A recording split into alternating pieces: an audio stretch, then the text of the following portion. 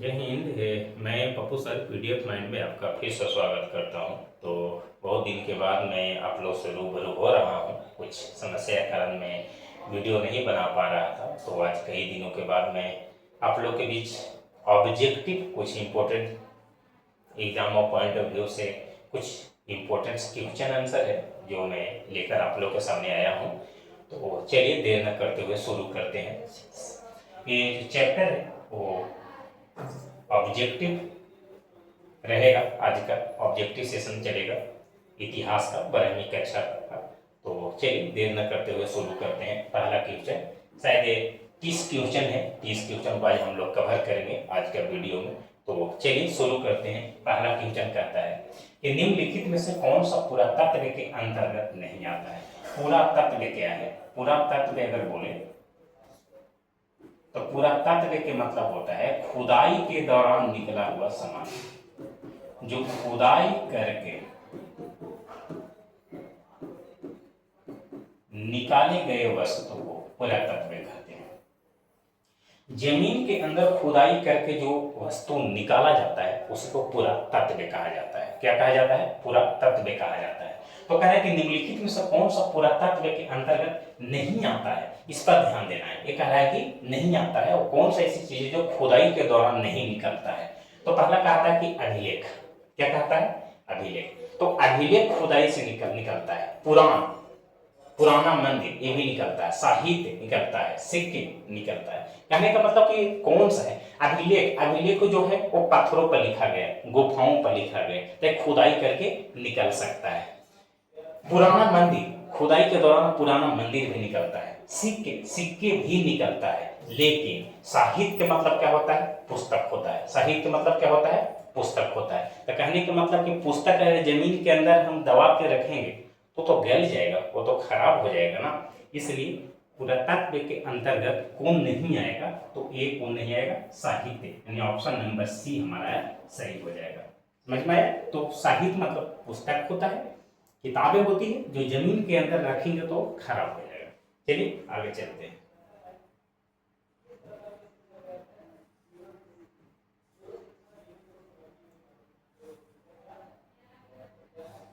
चलिए दूसरा क्वेश्चन कहता है 2 नंबर है कि जुटे हुए खेत का साक्ष है। जुटे हुए खेत का साक्ष कहां से मिला है? तो बनावली, कालीबंगा, हड़प्पा या चनहुदरो। तो ये जो मिला है वो कालीबंगा से मिला है। जुटे हुए खेत का साक्ष कहां से मिला है? कालीबंगा से। इसके एक ट्रिक है, काली मिट्टी में खेत जोतो। काली मिट्टी में खेत जोतो। काली मिट्टी का मतलब कालीबंगा। अब खेत जोतो मतलब खेत जोतना। यानी कहने का मतलब हुआ कि जोते हुए खेत का साक्ष्य हड़प्पा सभ्यता के किस शहर से जोते हुए खेत का साक्ष्य मिला है? तो वो मिला है कालीबंगा से। आगे है कि सिंधु निवासी किस धातु को उपयोग नहीं करते थे। तीसरा क्वेश्चन कहता है कि सिंधु के निवासी, सिंधु घाटी सभ्यता के लोग जो हैं वो किस धातु का प्रयोग नहीं करते थे? तो सोना, चांदी, तांबा या लोहा। तो चांदी का यूज नहीं करते थे। क्या हो जाएगा? चांदी का यूज उन लोग नहीं करते थे। लोहा से तो परिचित है ये नहीं थे, लोहा से परिचित उन लोग नहीं थे। चलिए आगे चलते हैं। 4 नंबर क्वेश्चन क्या कहता है? 4 नंबर क्वेश्चन कहता है कि मेसोपोटामिया के लेख में किस नाविकों का देश कहा गया है? कहने का मतलब हुआ कि मेसोपोटामिया के लेख, मेसोपोटामिया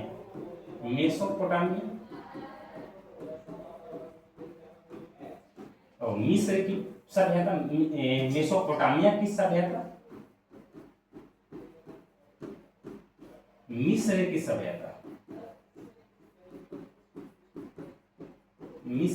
सभ्यता इन लोग दोनों जो सभ्यता है वो हड़प्पा सभ्यता के समकालीन है। हड़प्पा सभ्यता का समकालीन है। कहने का मतलब क्या हुआ कि जब भारत में हड़प्पा सभ्यता की जो खुदाई चल रहा था, तो हड़प्पा सभ्यता की खुदाई के समय कहीं और चीन में, मेसोपोटामिया में, और मेसोपोटामिया के साथ साथ मिस्र में भी सभ्यता की खोज की जा रही थी। तो जिस समय एक ही समय में कई जगहों पर खुदाई होता है उसको कहते हैं समकालीन सभ्यता। तो जिस समय भारत में सिंधु घाटी सभ्यता या हड़प्पा सभ्यता की खुदाई की जा रही थी, उसी समय मेसोपोटामिया में भी सभ्यता की खोज की जा रही थी और मिस्र की सभ्यता की खोज की जा रही थी। तो कहता है कि मेसोपोटामिया के लेख में किसी नाविकों का देश कहा जाता है, तो इसको मेलुहा को कहा जाता है। किसको कहा जाएगा? मेलुहा को। मेलुहा को मेसोपोटामिया के लेख का नाविक कहा जाता है। मेलुहा को मेसोपोटामिया के लेख का नाविक कहा जाता है, याद रखिएगा।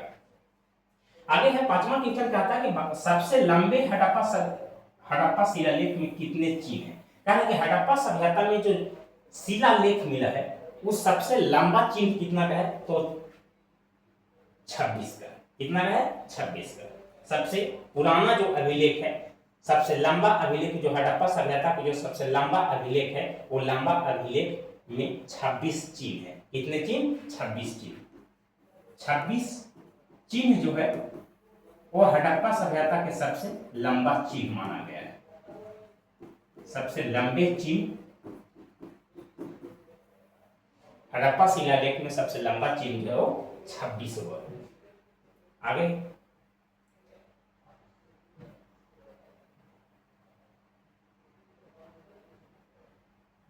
कहता कि हड़प्पाई मोहर पर कनिंघम ने कब रिपोर्ट दिया?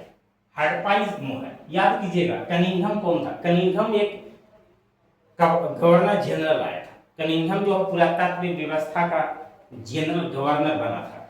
तो कहता कि हड़प्पाई मोहर पर कनिंघम ने कब रिपोर्ट प्रस्तुत किया? हड़प्पाई मोहर के मतलब बताइए कि हड़प्पा में सबसे पहले हड़प्पा नामक गांव में, पाकिस्तान में जो हड़प्पा नामक गांव है उसमें घूमने सबसे पहले कनिंघम गया था। जब वहां देखा था गांव के कुछ लोग खुदाई करके जमीन के अंदर से ईंटें निकाल रहे हैं, तो कनिंघम ने उसको देखा था। पहला है 1856 में, 1875 में, 1921 में, 1922 में। इसका आंसर हो जाएगा 1875। हड़प्पाई मोहर पर कनिंघम ने सबसे पहला रिपोर्ट जो दिया था, सबसे पहला रिपोर्ट जो प्रस्तुत किया, वो 1875 में किया था। चलिए आगे चलते हैं। कहता कि राजगिरी यानी कि राजगीर किस महाजनपद की राजधानी थी? तो भारत में 16 महाजनपद थी। 16 महाजनपद में जो सबसे शक्तिशाली महाजनपद था उसको नाम था मगध। और मगध की जो राजधानी था पहले वो राजगिरी था। क्या था? राजगिरी। इसे वो कहा गया है राजगिरी। राजगिरी की मतलब राजगिरी मतलब राजाओं का घर। राजगिरी का शाब्दिक अर्थ होता है राजाओं का घर। तो भारत में 16 महाजनपदों का उदय हुआ था। महाजनपद के मतलब एक राज्य होता है, तो महाजनपद में सबसे शक्तिशाली जो था वो मगध महाजनपद था। मगध महाजनपद। और मगध महाजनपद की शुरुआत की राजधानी जो था वो राजगीर था, लेकिन बाद में अजातशत्रु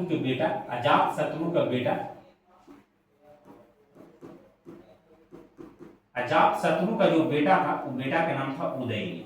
क्या नाम था? उदयनी। और उदयनी ने मगध की राजधानी जो है वो पाटलिपुत्र लाया था। कहां लाया था? पाटलिपुत्र लाया था। तो कहने का मतलब है कि राजगीर किस महाजनपद की राजधानी थे? तो कौशल, पंचाल, गंधार या मगध। इसका जो आंसर हो जाएगा वो क्या हो जाएगा? मगध हो जाएगा। 16 महाजनपदों में सबसे शक्तिशाली महाजनपद मगध था। और मगध की शुरुआती जो राजधानी था वो राजगिरी था या राजगीर था। बाद में अजातशत्रु को हर्यक वंश का राजा, ये जो अजातशत्रु था किस राजवंश का था? हर्यक राजवंश। हर्यक वंश का दूसरा राजा, कौन राजा? दूसरा राजा जो था अजातशत्रु बना। अब अजातशत्रु का बेटा का नाम था उदयनी। और उदयनी ने ही पाटलिपुत्र नगर बसाया था। गंगा सोन नदी के संगम पर एक नगर बसाया जो चारों ओर से नदियों से सुरक्षित माना जाता था। और उस पाटलिपुत्र नगर को उदयनी ने अपना मगध का दूसरा राजधानी पाटलिपुत्र बनाया था। ये पाटलिपुत्र को भी वर्तमान में पटना के नाम से जाना जाता है। समझे? तो 16 महाजनपदों में सबसे शक्तिशाली महाजनपद कौन था? मगध था। चलिए आगे चलते हैं। अर्थशास्त्र किसने लिखा? अर्थशास्त्र किसने लिखा? चलिए इसके बारे में जानते हैं। अर्थशास्त्र क्या है? तो अर्थशास्त्र एक किताब है जो कौटिल्य ने लिखा था। कौटिल्य ने लिखा, चाणक्य ने लिखा, या इसी को कहा जाता है विष्णुगुप्त। विष्णुगुप्त। तो अर्थशास्त्र के लेखक जो है वो कौटिल्य है, उन्हीं का नाम चाणक्य है और उन्हीं का नाम विष्णुगुप्त है। तो अर्थशास्त्र ऐसे समझ में आएगा, अर्थशास्त्र में जो जानकारी मिलता है वो राजनीतिक व्यवस्था के बारे में मिलता है, राजनीति के बारे में जानकारी। अर्थशास्त्र को इंग्लिश में इकोनॉमिक्स कहा जाएगा।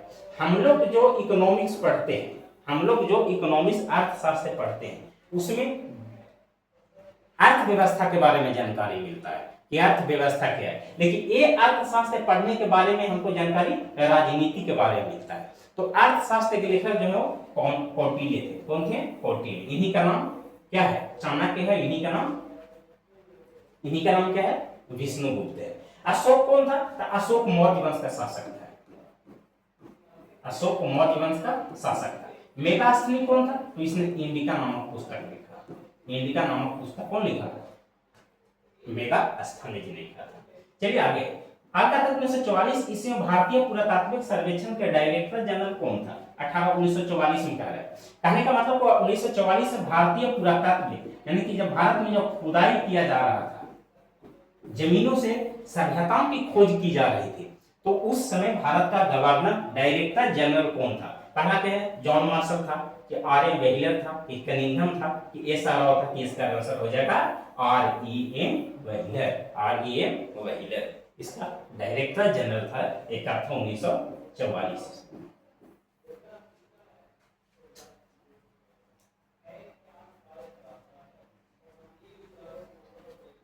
चलिए आगे चलते हैं।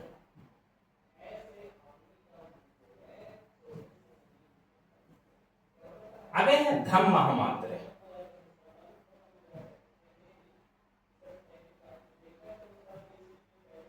कहता है कि धम्म महामात्र क्या था?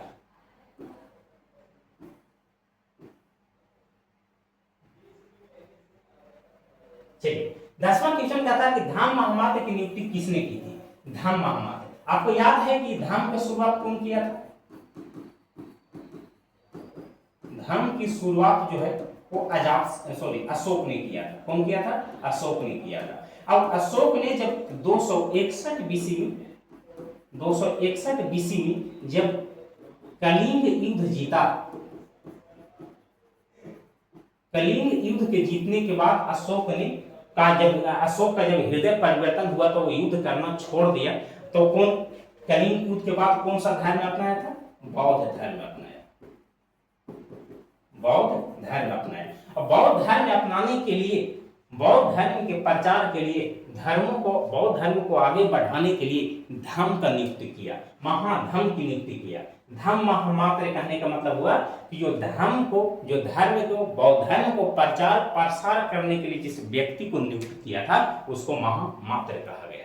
धम्म महामात्र कहा गया।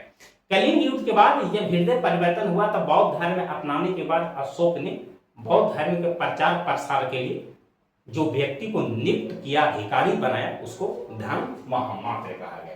तो धम्म महामात्र की नियुक्ति जो है अशोक ने किया। कौन करवाया था? अशोक ने किया था। समझ में आ गया? 11वां क्वेश्चन कि पर्याप्त प्रशस्ति की रचना किसने किया? पर्याप्त प्रशस्ति की रचना जो है वो हरिसेन ने किया था। कौन किया? हरिसेन। पर्याप्त प्रशस्ति में समुद्रगुप्त के बारे में जानकारी मिलता है।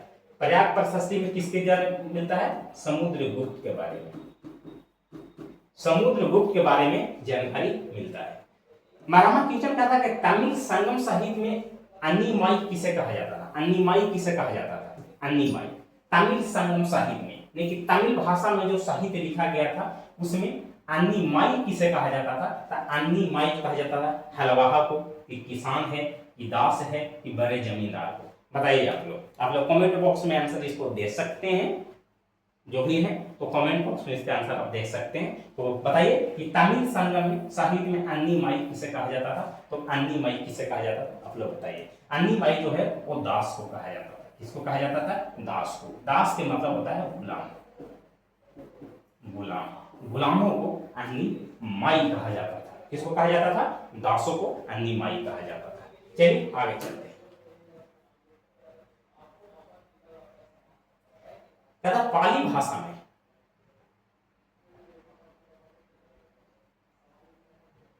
कहता है कि पाली भाषा में गृहपति किसे कहा जाता था? गृहपति, दास को, कि हवा को, किसान को, इनमें से कोई नहीं, तो दास को कहा जाता था। किसको कहा जाता था?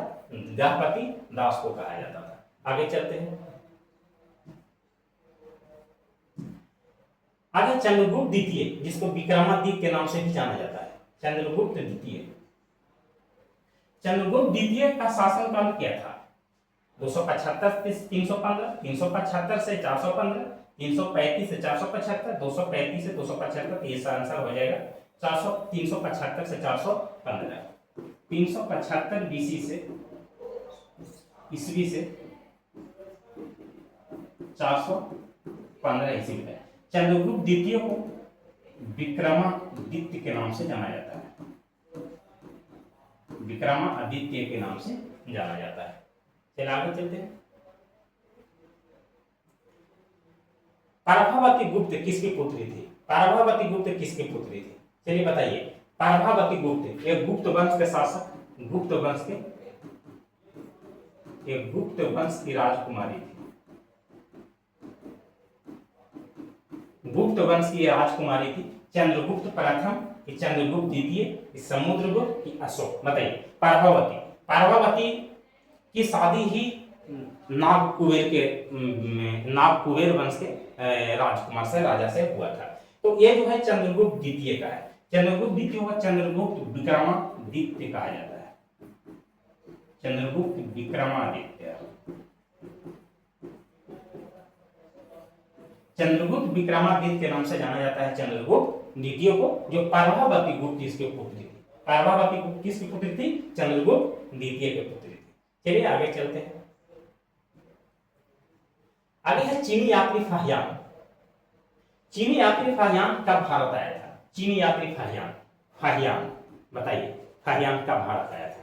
पहली शताब्दी ईसा पूर्व, तीसरी शताब्दी ईसा पूर्व, या पांचवी शताब्दी ईसा पूर्व, या सातवीं शताब्दी ईसा पूर्व? इसका आंसर जो हो जाएगा वो सी हो जाएगा। पांचवी शताब्दी ईसा पूर्व में चीनी यात्री फाहियान जो है भारत आया था। चीनी यात्री फाहियान जो है, चीनी यात्री फाहियान जो है वो भारत कब आया? तो पांचवी शताब्दी ईसा पूर्व में भारत आया था। 498 शायद कि 484 ईसा पूर्व में आया था।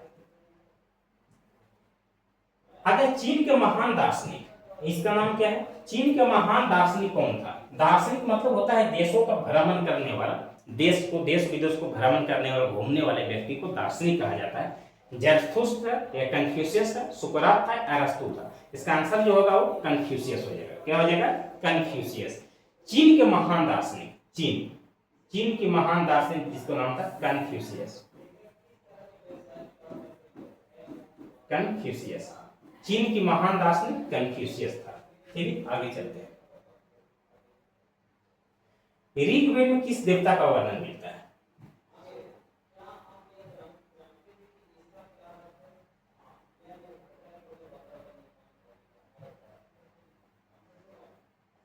चलिए, ऋग्वेद में किस देवता का वर्णन मिलता है? ऋग्वेद, वेद कितने?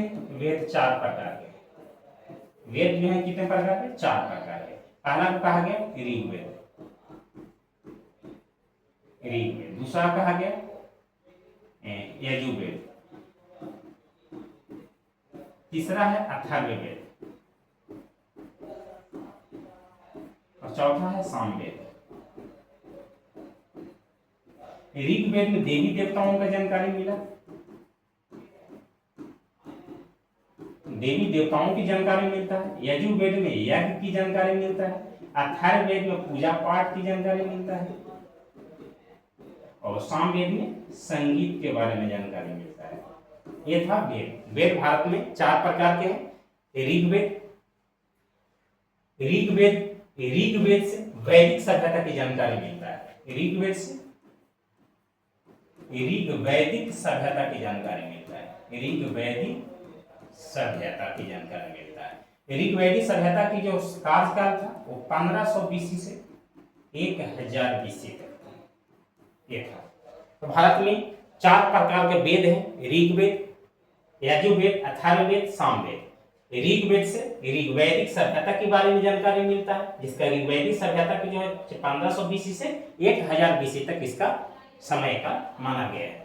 तो ऋग्वेद में किस देवता की जानकारी मिलता है, तो अग्नि के, इंद्र के और सोम को, इनमें से सभी। अब हम साफ साफ कह दिए कि ऋग्वेद में किसका जानकारी मिलता है, देवी देवताओं का। तो देवी देवताओं मतलब कि सारा देवी देवता जितना होगा सबकी जानकारी कहाँ है, ऋग्वेद में। इसलिए ऑप्शन क्या हो जाएगा, इनमें से सभी। इनमें से सभी इसका क्या हो जाएगा, सही उत्तर हो जाएगा। क्योंकि ऋग्वेद में हम पहले बता दिए कि ऋग्वेद में देवी देवताओं की जानकारियां मिलता है, यजुर्वेद में यज्ञ का, अथर्ववेद में पूजा पाठ का और सामवेद में संगीत की जानकारियां मिलता है। ये था ऋग्वेद। तो ऋग्वेद में अग्नि का भी जानकारी मिलेगा, अग्नि भगवान, इंद्र भगवान को वर्षा का कहा है, सोम भगवान, मतलब तीनों भगवानों की जानकारी कहाँ मिलता है, ऋग्वेद में मिलता है। आगे तक्षशिला महाजनपद के रहने कहाँ है, तक्षशिला महाजनपद, तक्षशिला महाजनपद कैगो 16 गो। 16 में सबसे शक्तिशाली कौन था, मगध। अब 16 में एक और कौन था, तक्षशिला। अब तक्षशिला महाजनपद में ही तक्षशिला विश्वविद्यालय है, तक्षशिला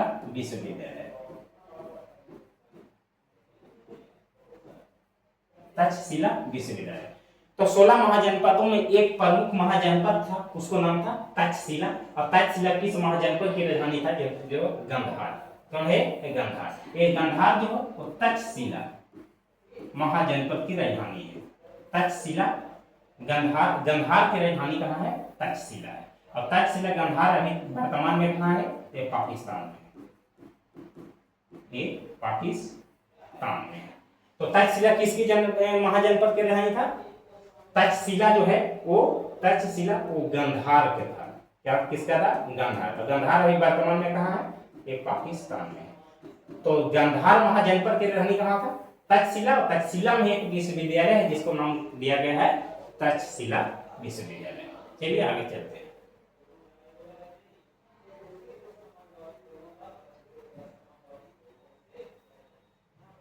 आगे है, कहता कि अशोक के ब्राह्मी शिलालेख का अर्थ सर्वप्रथम किसने लिखा। अशोक के जो अभिलेख है, अशोक का अभिलेख जो है वो अभिलेख दो भाषा में, दो लिपि में है। कितने लिपि में, दो लिपि में। पहला को क्या है, ब्राह्मी लिपि, और दूसरा जो लिपि है उसको कहते हैं खरोष्ठी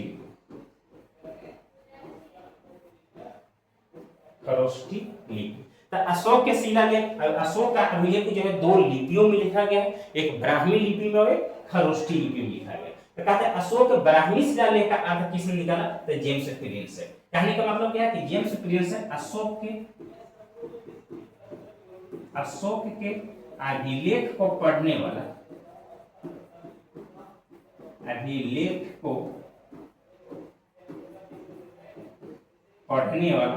पहला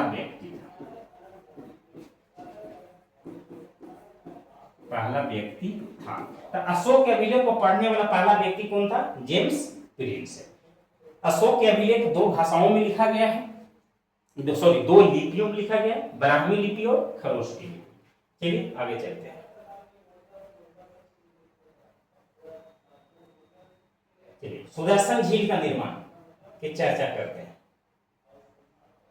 कहता है कि सुदर्शन झील का पुनर्निर्माण करने वाला शक शासक रुद्रदामन का शिलालेख किस भाषा में लिखा गया है। बात करते हैं सुदर्शन झील का। सुदर्शन झील का जो निर्माण है वो निर्माण करवाया था चंद्रगुप्त मौर्य ने। सुदर्शन झील का निर्माण किसने करवाया, चंद्रगुप्त मौर्य।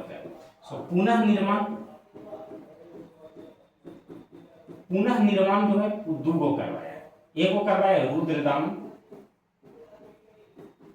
और एक कराया था समुद्रगुप्त। सुदर्शन झील का निर्माण चंद्रगुप्त मौर्य करवाया था, लेकिन इसको पुनः निर्माण जीर्णोद्धार मतलब मरम्मती कौन करवाया, मरम्मत कराने में पहला जो था उसको नाम था रुद्रदामन, दूसरा व्यक्ति जो था समुद्रगुप्त। तो कहने का मतलब कि सुदर्शन झील का पुनर्निर्माण रुद्र दामन जो है, रुद्र दामन का जो शिलालेख किस भाषा में है, तो संस्कृत भाषा में। किस भाषा में? संस्कृत भाषा में। रुद्र दामन, सुदर्शन झील का पुनर्निर्माण करने वाला शासक रुद्र दामन का जो शिलालेख है किस भाषा में लिखा गया है, तो संस्कृत भाषा में लिखा गया है। चलिए आगे चलते।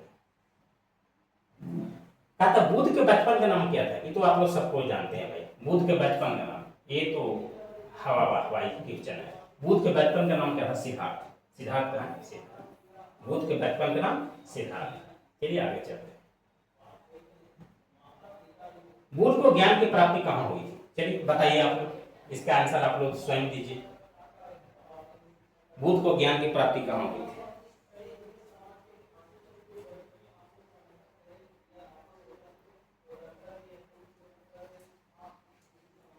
चलिए, बुद्ध की ज्ञान की प्राप्ति कहाँ हुई थी? बुद्ध को ज्ञान की प्राप्ति गौतम बुद्ध, इनको पूरा नाम क्या है? गौतम बुद्ध।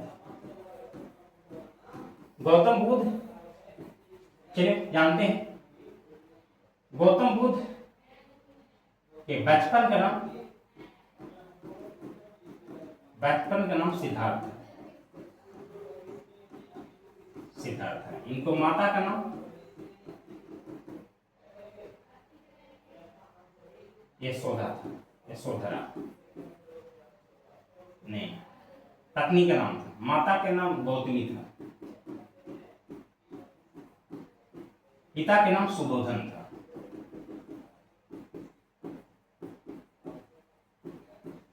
पत्नी का नाम यशोधरा था। इनका पुत्र का नाम राहुल था। राहुल था। राहुल का जो अर्थ होता है वो होता है मार्ग में बाधा। मार्ग में बाधा नहीं, रास्ता का काटा, इसको एक और कहते हैं रास्ता का काटा। एक 29 वर्ष की आयु में गृह त्याग किए। गृह त्याग किए, 29 वर्ष की आयु में गृह त्याग दिए, और गृह त्यागे इसको कहा गया महाभिनिषीकरण। महाभिनिषीकरण। 35 वर्ष की आयु में, 35 वर्ष में ज्ञान की प्राप्ति हुई। ज्ञान की प्राप्ति हुई, इसको कहा गया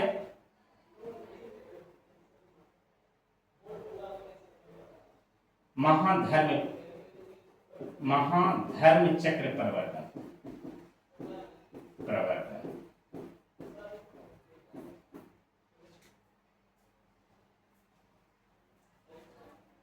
ज्ञान की जो प्राप्ति हुआ था वो बोध गया में हुआ था। चलिए ये था गौतम बुद्ध से कुछ रिलेटेड चीजें। चलिए गौतम बुद्ध। सांची स्तूप की खोज कब हुआ?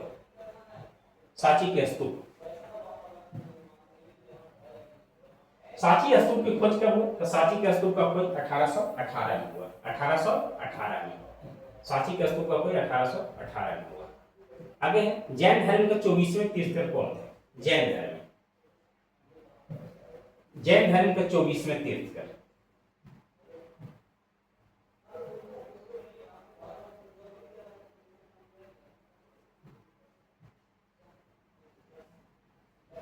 जैन धर्म में, जैन धर्म का पहला जो था वो ऋषभ देव थे। ऋषभ देव। 24वें तीर्थंकर जो महावीर थे, कौन थे? महावीर। पार्षद जो 23वें थे, महावीर जो थे वो 24वें थे, ऋषभ जो था वो पहला थे, अजीत नाथ जो था 14वें थे। चलिए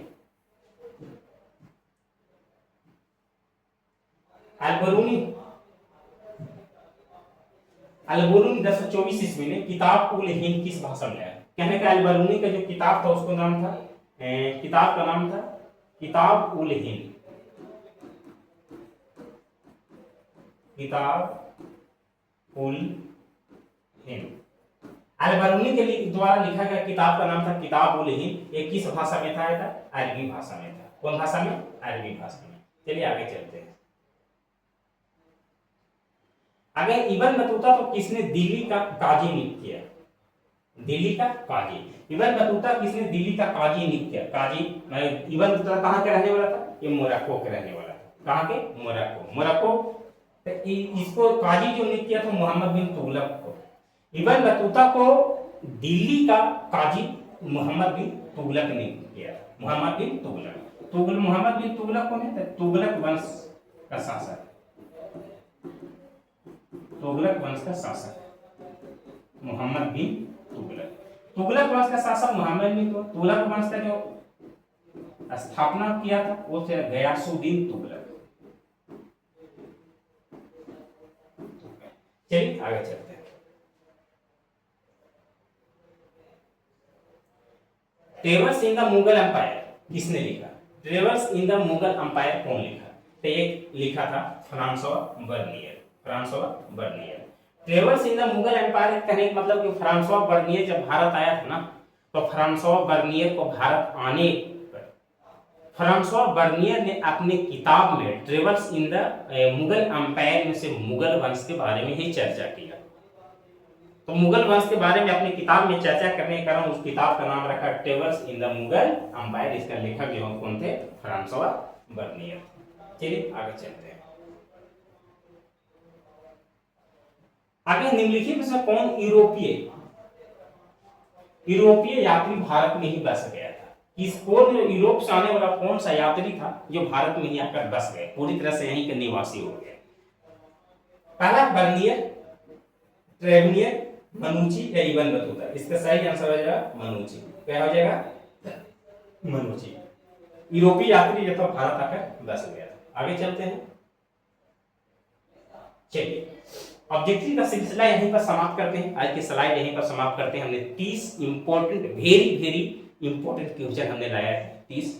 तो कैसा लगा इसके क्लास अच्छा लगा हो तो प्यारा सा कमेंट कीजिए और चैनल को सब्सक्राइब कीजिए। वीडियो को शेयर जरूर किया कीजिए। आप लोग के लिए बहुत मेहनत करते हैं, आप ही लोग के लिए वीडियो लाते हैं, तो कृपया करके आप लोग हमें सपोर्ट कीजिए। जो हम जब मोटिवेट होंगे तो आप लोग के लिए इसी तरह से और वीडियो लाते रहेंगे। तो चलिए हंसते रहिए, खेलते रहिए, मुस्कुराते रहिए और देखते रहिए video mind YouTube channel with Pappu sir के साथ। तो तब तक के लिए फिर मिलते हैं, तब तक के लिए धन्यवाद।